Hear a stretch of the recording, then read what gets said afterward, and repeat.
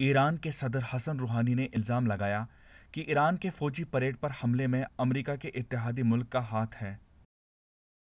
Iran के सूबे होस्तान के अहवज़ में गुज़श्ता दिनों फौजी परेड का इनेकाद किया गया। इस दौरान परेड पर मुसल्लह हमला किया गया, जिसमें 17 फौजियों समेत कुल 25 अफराद हलाक और 60 अफराद जख्मी हो गए थे।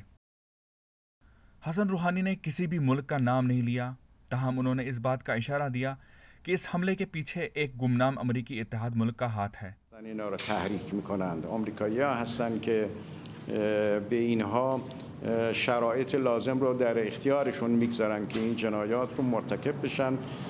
اینا هیچ تأثیری در اراده ملت ما، در راه ما، در مسیر ما نداره. ما در برابر हसन रूहानी ने कहा कि इस खत्ते में इस तरह के बिका ममालिक के पीछे अमेरिका है। उनको अमेरिका ही इस तरह के हमलों पर उकसाता है और उनको ज़रूरी वसाइल भी फराहम करता है।